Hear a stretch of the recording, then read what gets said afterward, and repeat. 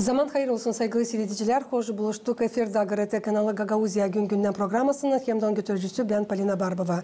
Bugün bizde stüdyoda bulunur Türksoy Dariye Başkanı hem de historia bilgilerinde doktor Sayın Çavit Mevsum Lu. Zaman hayır olsun size.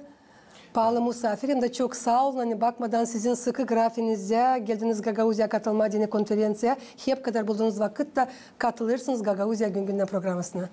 Merhabalar, ben de Uluslararası Türk Kültürü Teşkilatı Türksoy Genel Sekreterimiz Sayın Sultan Rayev adına öncelikle sizlere, sizin ekibinize ve sizin televizyon vasıtasıyla bütün Gagauz halkına selamlarımızı iletmek istiyoruz. Biz teşekkür ediyoruz ki bizleri kendi faaliyetlerimizi anlatmak üzere programınıza misafir ettiniz.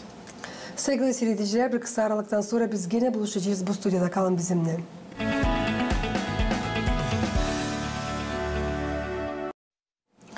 Pahalı misafirimiz, nice biliriz Gagauzya Bilim Araştırma Merkezi'nin uzmanları Gagauz Avtonomiyası'nın 30. yıl dönümü için kurdular Bilim Praktika Konferansiyası'nı. Toplantı geçti Kirsova köyünde. Pay alanlar akıllarına getirdiler dataları, angları yönemli avtonomi için. 2 gün sıradan Gagauzya'da geçir konferansiya nerede pay aldınız siz de Türksoy kurumun bağlantı uğrunda bölümün başı gibi. İlkten teklif edelim, seyredelim süjeti. Nasıl bu konferansiya geçir Gagauzya'da ondan sonra ilerleyeceğiz konumuzu. Gagauz Avtonomiyası'na 30 yıl historia, kültüra, diplomatiya böyle temaya göre Maria Maruniyeviç adına Bilim Araştırma Merkezi kurdu hem geçirdi Bilim Praktika Konferansiyası'nı. Toplantıda pay aldılar regionun yöndericileri, bilim kültüra çalışanları hem halklar arası ekspertler. Çekitti konferansiya Yaşa Halkım türküsünden.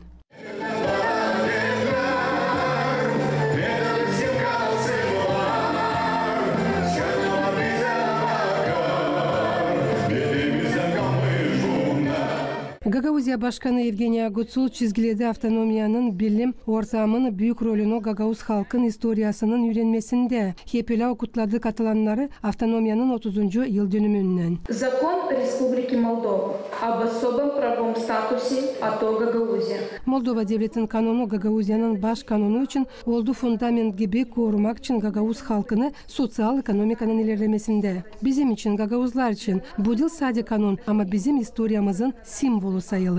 А символ уважения к нашей истории и признания нашей идентичности. Gagauzya yazıcıları pay oldular kendi fikirlerinden hem de akıllarına getirdiler nasıl hepsi çeketti Gagauzya için o uzak yıllar hem de aslıya beklemekler çıktılar mı? Dil tarafından biz kalırız pek geri o ilerlemekten ne oldu?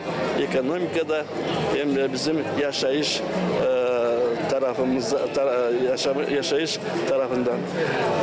Ben sanırım hani bile geri kalmak, dil geri kalır, sosyal problemlerden dil geri kalır, politika tarafından. Ben sanırım hani bunu sadece bir ispakomun uğrunda yokça olsun. Bundan lazım tutulsun. Her bir Gagauz hangisi görüyor kendi yaşamasını burada lazım. Her bir ana, her bir baba, her bir babu diye tutulsunlar da uşaklara bu dilimizi bizim versinler. Uşaklar da onu götürsünler ileri doğru. Geçer büyük bir güzel merpiyatsi bizim Gagauzya'da. Onu kazandı bizim halkımız. Ta 90. yıllarda açan onlar korudular halkı.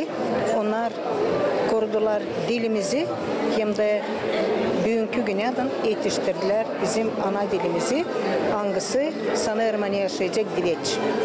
Hem halk da kaybetmeyecek bir zaman böyle güzel merpiyatçılar yaparken Gagauzya'da hem halk da beraber olduğundan birlikte o zaman biz her yerde göstereceğiz kendimizi hem de halk bildirilecek milletlere. Kutlarım Gagauzya'da yaşayanları 30.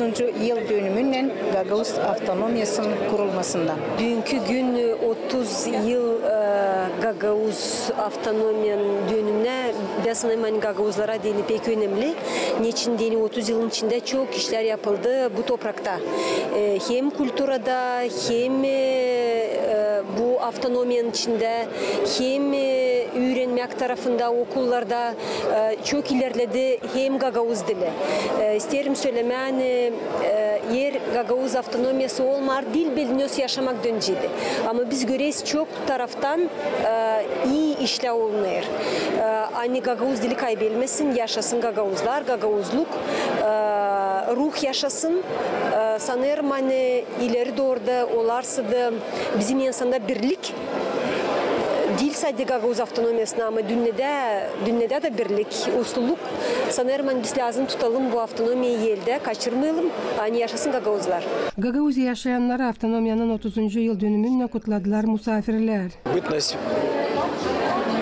Депутатом в 1994 году я участвовал и в подготовке, и обсуждении, и принятии закона об особом правовом статусе Гагаузии. И вот сегодня... Moldova Devleti'nin parlamentin deputatların arasında 1994 yılda ben pay aldım Gagavuzya Başkanı'nın hazırlanmasında hem de kanunun kabul etmesinde. Dateo şimdi biz nişanlarız 30 yılını. Он воплотился достойно. Мы видим, ощущаем и приветствуем жизнь и деятельность гагаузской автономии. Это событие, которое произошло 30 лет назад, в значительной степени дало возможность и дало толчок. Olay yangısı geçti 30 yıl geri verdi kolaylık anlaşmaklara hem olsun dini usluluk devlette. Bu örnek başka devletlere ne canlaşıp var nasıl çözme en zor soruşları memlekette. Как путем диалога, путем нахождения компромиссов можно решить все самые сложные и самые критические проблемы в нашей стране. Forumun içinde geçtiği iki plenar oturuşları da toplantıların süresinde söz tuttular. Ekspertler, bilim adamları hem politikacılar. Sayın Çevit, sağ olsun benim kolegalarım dün bulundular. Bu konferansiyada yazdılar teksti, yaptılar montaj. Da bizim oldu kolay mı sizinle seyretme hem de getirme aklımıza nasıl geçti konferansiyanın ilk günü Başkent kasabasında. Sizin bakışınıza söylesiniz. 30 yılın içinde nice kuruldular bağlantılar sizin kurumun hem de avtonomiyanın aralarında?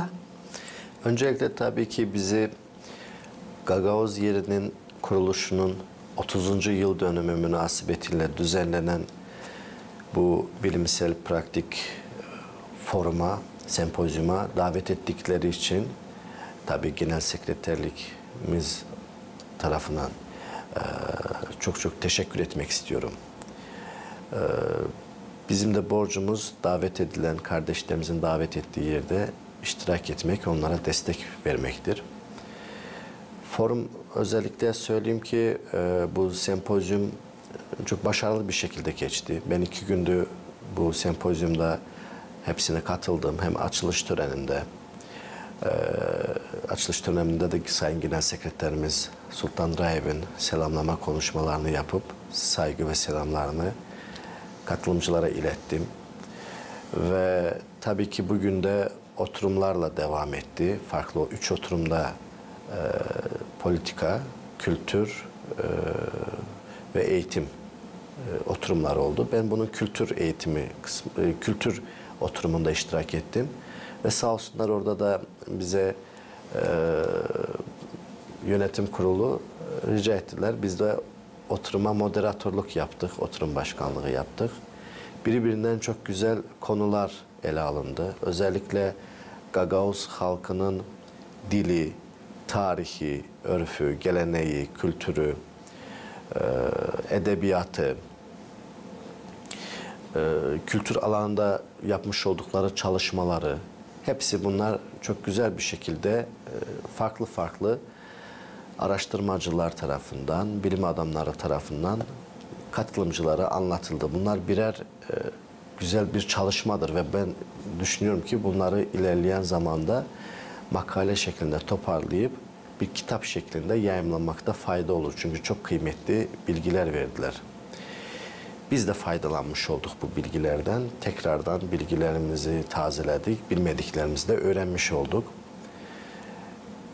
Bu türlü bilimsel etkinliklerin yapılmasını ilerleyen zamanda da artırılmasını temenni ederim. Çünkü bunlar bizleri bir araya getirmeye, öncelikle bilim camiasını bir araya getirmekte yardımcı oluyor. Daha sonra ise bilmediklerimizi öğrenmeye yardımcı oluyor ve aynı zamanda da bunlar sözde değil, lafta değil, yazıda birikiyor ve kitap halinde ilerleyen zamanda gelecek kuşaklara, yani genç nesillerimizin okumasına, öğrenmesine yardımcı oluyor. Az önce dediğiniz gibi kültürel mirasımızı bu şekilde korumuş oluyoruz.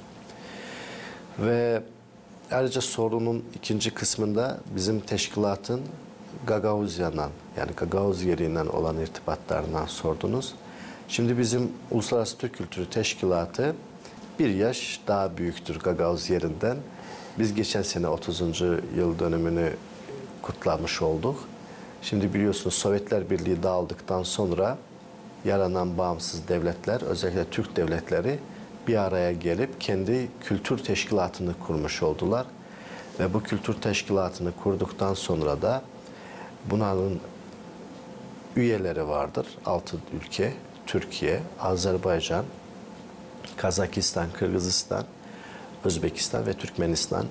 Ve aynı zamanda da gözlemci üye ülkelerimiz vardır. Onlar genelde Rusya Federasyonu'na dahil olan özerk bölgeler ve diğer taraftan da Kuzey Kıbrıs Türk Cumhuriyeti ve Moldova Cumhuriyeti'nde yerleşen Gagavuz yeri bölgesidir.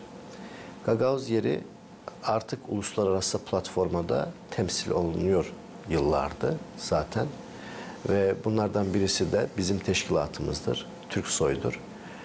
Biz bütün kültürel alanda faaliyetlerimizi hepsinde hemen hemen hiçbir zaman Türk topluluklarından olan kardeşlerimizi ihmal etmedik. En azından ben çalıştığım yıllar döneminde şahsi tecrübemden çıkarak bunu söylüyorum.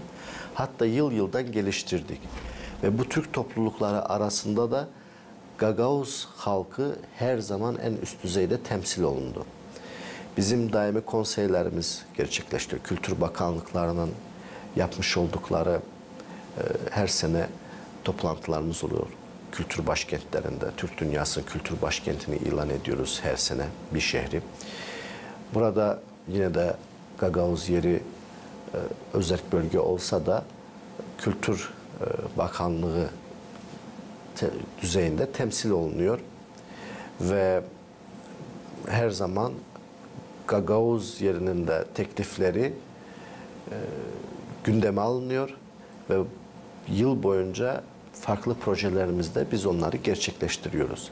Bizim temel birçok etkinliklerimiz var ki onların birçoğunda Gagavuz yeri her zaman yer almıştır. Onlardan en büyük projeler, şimdi hemen konuşunca aklıma gelenler, mesela bir fotoğrafçılar buluşması gerçekleştirilmişti Gagavuzya'da. Türk dünyasının farklı bölgelerinden profesyonel fotoğrafçıları getirip Gagavuzya'nı gezdirip Gagavuz yerinin farklı resimlerini çektirip ondan sonra onu foto albüm şeklinde yayınlanmıştır. Bu bence bu da kültürel mirasın korunması açısından çok önemli bir çalışmadır. Onun dışında bizim birçok masallar kitabı yayınlanmıştı. Orada Gagavuz masalları yer almıştı.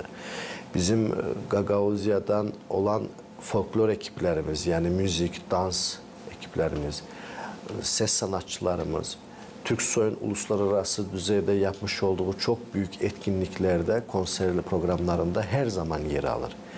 Ben şahsen hatırlıyorum ki mesela çocuk festivali gerçekleştirilmişti Bursa'da. Orada da yine Gagavuz yerinden ekiplerinizle temsil edilmiştiniz. Ve ayrıca da şunu söyleyebilirim ki Türksoy, Türk topluluklarına yönelik ilişkilerini daha da artırıyor. Özellikle Şuşa, Azerbaycan'ın Şuşa şehri, biliyorsunuz Karabağ'da yerleşiyor.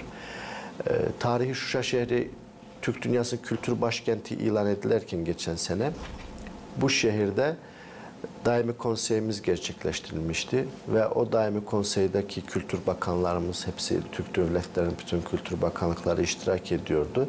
Hepsi birçok kararlar kabul ettiler. Kararlardan birisi de bizim de genel sekreterliğimizin özellikle Sayın Sultan Rayev'in teklifi üzerine kurumumuzda Türk topluluklarıyla faaliyet yürütecek, ilişkileri yürütecek ayrı bir dairenin, yani departamentin kurulmasına teklifte bulunmuştu ve bu da daimi konsey tarafından kabul edilmişti. Şimdi artık bir sene olur ki bu daire faaliyetini yürütüyor. Ve nacizane bizi oraya işte atadılar genel sekreterlik tarafından. Biz de çalışma arkadaşlarımızla beraber bu dairede Türk topluluklarına yönelik faaliyetlerimizi takip ediyor ve onu da daha da pekiştirmeye çalışıyoruz. Bu etkinliklerimizin içerisinde de tabii ki Gagavuz yeri özel bir yer alıyor. Biz artık birçok etkinliklerimizi gerçekleştirmişiz. Bundan sonra da gerçekleştirmeye devam edeceğiz. Sayın Çevi, Türkiye hem Gagavuzya aralarında sıkı bağlantılar çok yılların süresinde kuruldular. Bugün de sizin devletiniz hem kurumunuz destek olur bizim halkımıza. Bulunan konferansta çok bilim adamları hem tarihçiler söz tuttular. Sizin bakışınıza göre avtonomiya bu 30 yılın içinde ilerler mi halk gibi, korunur mu adetleri? Çünkü önce programı yazınca öğrendim sizden, hani siz ilk defa bulunursunuz Gagavuzya'da. Evet, doğrudur.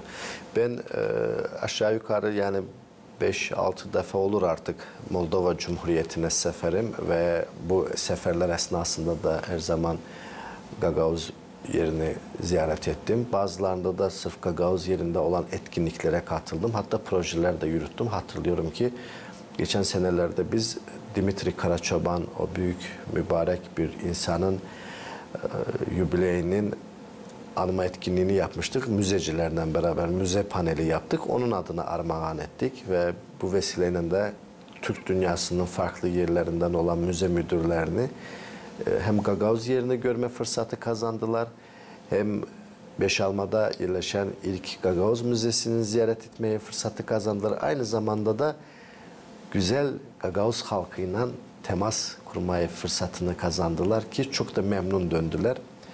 Bizim tabii ki faaliyetlerimizde sadece Türkiye demeyeyim, bütün Türk dünyası diyeyim. Türk dünyasında yerleşen ülkeler, onların hepsinin Gagavuz kardeşlerinin varlığından farkındalar ve Gagavuz halkına her zaman desteklerini sağlamaya hazırdılar ve yapıyorlar. Örneğin ben burada bir kültür merkezi mi yoksa Azerbaycan tarafından inşa edildiğini, yapıldığının bir köyde mi, kasabada olması lazım. Veya isterse Komrat'ta Türkiye'nin yapmış olduğu birçok okullar, işte statlar vesaireler ve bu işbirliklerini artırmak lazımdır. Bunu tabii ki bunun sosyal, ekonomi açısından çok büyük faydaları olur. Ama ben kültür teşkilatında çalışan birisi olarak kültür boyutunu anlatırsamsa tabii ki kültür boyutunda da çok büyük bir işler yapılmasında ihtiyacı var, görülüyor ve bizim kurumumuz da bunlara vesile olmaya çalışıyor. Bu gayretlerdeyiz, bulunmaktayız ve bence çok da büyük işler yapmaya başarıyoruz. Bundan sonra da yapmaya çalışacağız. Bizim her şeyden önce Türk devletleri kendi birbirlerini, kardeşlerini öğrenmesine ihtiyacı var. Yani bir Gagavuz'u Türkiye'de çok iyi bilmeleri lazım. Bir Gagavuz'u Azerbaycan'da, Kazakistan'da, Kırgızistan'da mesela ben ilk geldiğimde onu çok ilgisini çekmişti ki Komrat ismi. Çünkü Komrat isminde şehirler, yerleşim yerlerinin isimleri Kırgızistan'da da var. Aynı şekilde Özbekistan'da, Kazakistan'da, yani bu ne kadar güzeldir. Bizim bir coğrafya, büyük bir coğrafya var ve biz birçoklarına aynı isimleri paylaşıyoruz. Bu bizi mutlu ediyor. Bu bizim tarihi köklerimizin bir olduğunu, kültürümüzün bir yerden kaynadığını, menbaasının bir yerden olduğunu bir daha göstergesidir.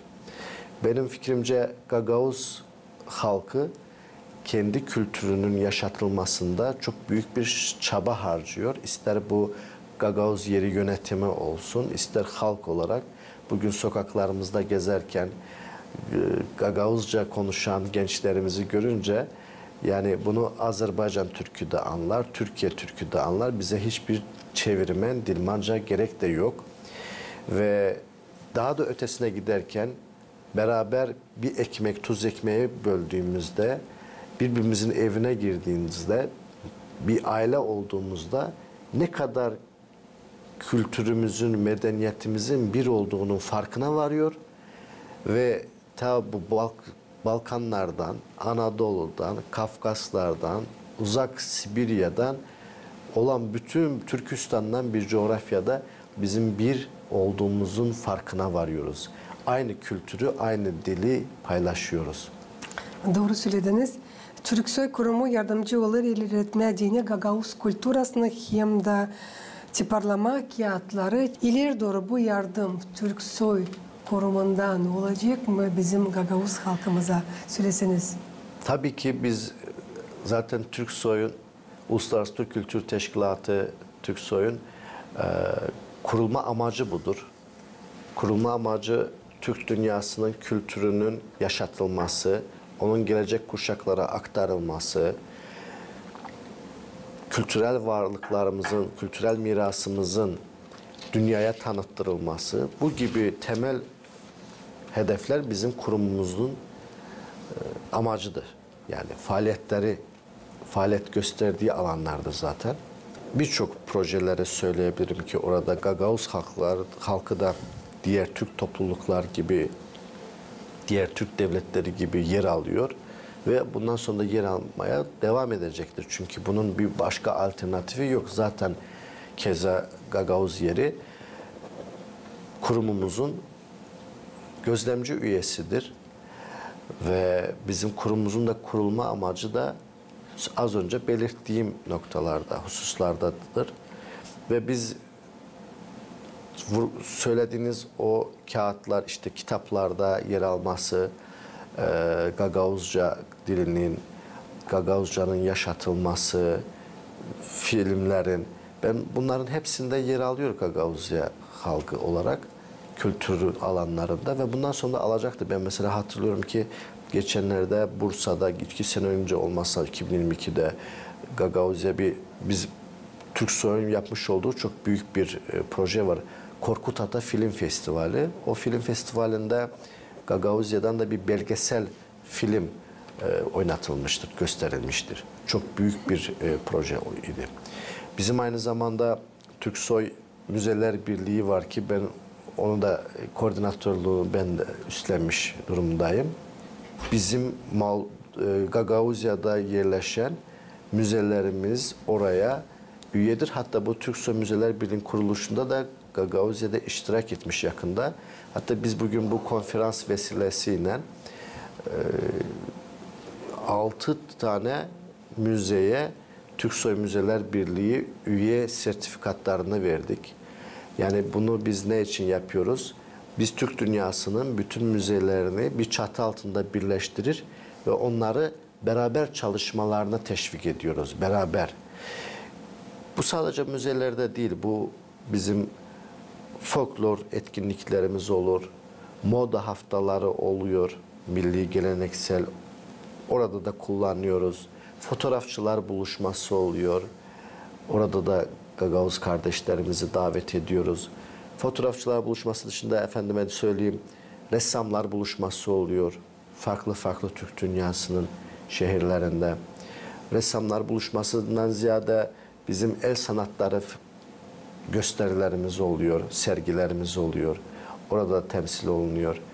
Opera günleri oluyor, konserlerimiz oluyor. Uluslararası düzeyde platformlarda büyük konserler yapıyoruz. Hepsinde Gagavuz kardeşlerimiz de yer alıyor ve bundan sonra da yer almaya devam edecektir. Çok güzel. Avtonomyamız kendi hak statüsünü kabul etti 1994 yılda. Bu yılların içinde çok işler yapıldı, hem yapılır ki o ilerlesin. Sayın Çevit, cenabiniz, ne soy çalışmaları geçirirseniz Türk halklarının hem de angı uğurda?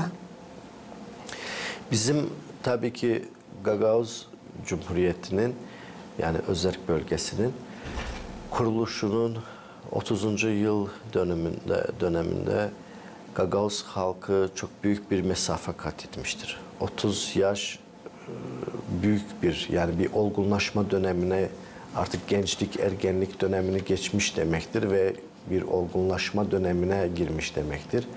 Fakat bugün gezdiğimizde biz Gagavuz yerini görüyoruz ki ne kadar ister okullarıyla, ister kültür merkezleriyle, isterse müzeleriyle toplumun sosyal hayatında ne kadar geliştirdiğinin farkına varıyoruz. Gagavuzya'nın birçok bilim adamları, sanat adamları artık dünyada tanınıyor ve bu açıdan da Gagavuzya çok büyük bir yol kat etmiştir, başarılı bir yol kat etmiştir diyebiliriz. Umarım ki temennimiz budur ki bundan sonra da nice yıllarda biz yine buluşalım ve Gagavuz halkı gün günden her zaman gelişsin, inkişaf etsin. Türk dünyası da her zaman Gagavuz halkının yanında yer alacaktır. Sayın Çevit, hem de sizin bir var olayınız kutlayasınız Gagavuzya'nın yaşayanlarını. Bildiğim kadarıyla 23 Aralık'ta Gagavuz halkı Gagavuz yerinin kuruluşunun 30. yıl dönümünü kutlayacaktır. Ben fırsattan istifade ederek yine de Uluslararası Türk Kültürü Teşkilatı Türksoy Genel Sekreteri Sultan Rayev adına bütün Gagavuz halkını bu jubiley münasebetiyle tebrik etmek istiyorum. Gün o günler olsun ki biz hep beraber olak, Allah-u Teala birlik beraberliğimizi bozmasın. Her zaman Gagavuz halkı huzur içinde yaşasın, mutluluk içinde yaşasın ve o gün olsun ki biz onun 40. 50. 60. ve daha nice jubileylerini kutlayalım. Ve her zaman da böyle güzel etkinliklerde bir araya gelelim. 30. yıl kuruluş yıl dönümünüz kutlu olsun aziz Gagavuz halkı. Sağ olun, var olun. Bütün Türk dünyasının halkları her bir iş için, her bir yardım için hangisini biz kabul ederiz çok yılların süresinde. Teşekkür ederim ben de efendim. Saygılı seyredicilerim, Gagavuzya'nın yaşayanlar, Gagavuzya gün günden programması yaklaştığı sonuna tabir sayısıyım getirmesinin aklınıza. Aynı bugün bizde stüdyoda bulundu. İstoriya bilgilerinde Doktor Türksoy Darya Başkanı Çevit Mevsümblu. Ben size söyleyeyim, kalın sağlıcakla, gelen kol vermelerden kalın KRT kanalında.